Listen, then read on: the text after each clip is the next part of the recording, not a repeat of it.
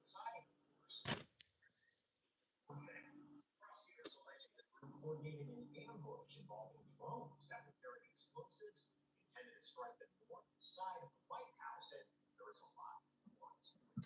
These are images provided by the Department of Justice, and I want to talk a little bit more about what we know, what's still left to figure out, and what can be released. I want to bring in Dominic Gervais, the U.S. Attorney for the Southern District of Ohio.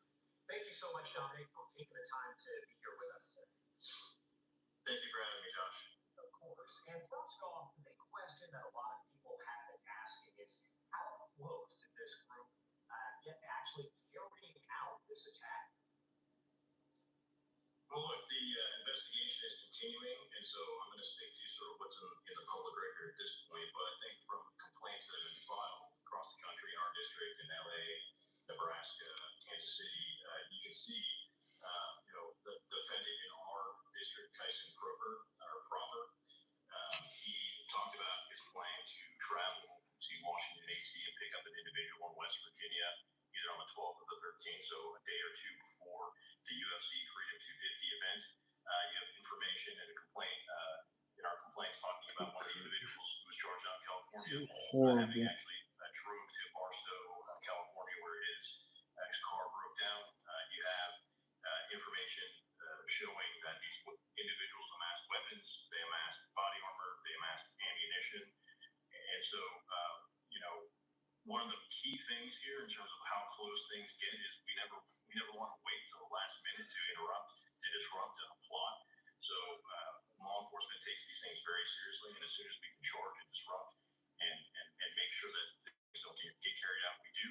And so we have conspiracy charges, attempt charges, where people take substantial steps when they agree to commit violations of federal law. We move as fast as we can. So investigation's ongoing, but yeah, I think the evidence that's in the record so far shows that there were substantial steps taken towards this plot.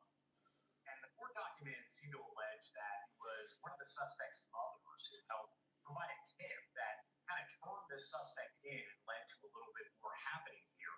How pivotal was that tip, but also kind of speaking broadly, how pivotal is information from loved ones, other people who maybe hear something and say something in preventing an attack like this?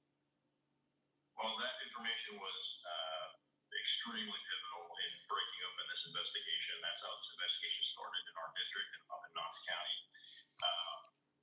The mom saw something that she thought was suspicious, was troubling. She contacted local authorities. They quickly took action to contact the FBI, and that's how this whole plot came to light. And it's extremely important that our public, report crimes. And it's not just in the context of violent crimes like this or terrorism or anything like that. It's also in the context of fraud, crimes of that nature. Law enforcement, we do our best to monitor things and ensure that we're looking for indicators of crimes. They have a lot of tools that they use for that, but bottom line is it can't be monitored. Everybody can't be monitored. We have social media, constant monitoring of that. So we really rely on the public to fulfill that function. It's a vital function. And see something, say something is something that people talk about a lot. Maybe it's becoming a bit of a cliche, but it's important. It's not a cliche. It's not something that should lose meaning. People need to report things to keep society safe and keep our community safe. How important, in your kind of perspective, your opinion here, is the transparency with the public and letting them know about the situation? The fact that this happened, that suspects have been charged. Of course, there's court documents, so information is going to get out there. But how important is transparency to the public for you specifically? Well, I think it's very important. And, our first consideration is making sure that we maintain the integrity of our investigations, right? So if we don't think that we can maintain the integrity of the investigation while also informing the public, we're just not going to do that. But in a case like this, where the event is now passed, it's been disrupted, and frankly, once you start arresting members of conspiracies and they go offline, they drop off, those types of planning, people start to sort of, stop talking and things dissipate in that regard. So there's not a huge risk in a lot of cases where you're going to lose evidence or, disrupt an investigation. So in a case like this, and judgment has to be made. And when can we tell the public? It's important that the public know. It's important the public know that our law enforcement are out there every day, keeping us safe and disrupting plots like this. It's important that we let the public know that this type of information that comes from a civilian, a mother, a concerned mother, can break a case wide open and save lives. So I think it's vitally important that we are transparent, but while preserving the integrity of our investigations. What does this whole situation, this whole oil plot, really tell us about the role that maybe social media and encrypted messaging apps that they all play in these extremist plots? Yeah, I mean, unfortunately, it shows you that they play a large role, and they've been playing a large role for a long time. We've seen over the years individuals becoming radicalized through social media, through chat rooms, and things of that nature. And now we see where encrypted applications are being used to communicate amongst co-conspirators and to carry out and to plan these types of plots. It's something that law enforcement is very aware of. We have the tools to try to monitor as much as we can. But again, you can't get into people's communications without warrants and things of that nature.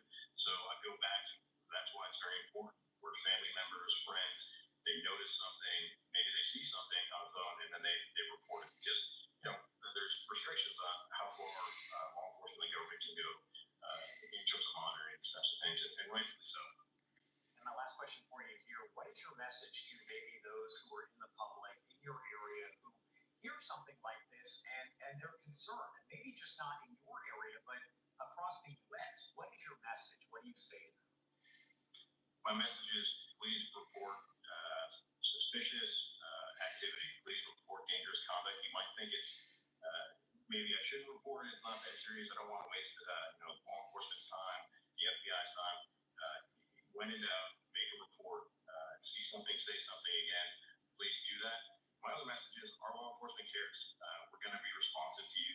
We're going to conduct an investigation and look into these things. So law enforcement is very attuned and aware of these types of plots. And, now more than ever, unfortunately, we're seeing a lot of this stuff pop up. And so please report to law enforcement. It is vitally important that you do.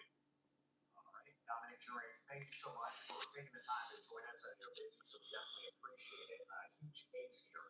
Anything we missed? Anything that you want to add before I let you go? No, I don't think so. I just want to thank our law enforcement partners who worked on this. It was a lot of work, a lot of late nights, and also the prosecutors in my office who worked on it, and prosecutors across the country. It was a huge effort, and I think it's an example of what we can do and what this Department of Justice can do and we do on a daily basis. All right, Dominic, thank you again, U.S. Attorney there for Southern Ohio. We definitely appreciate it. Thank you, Josh.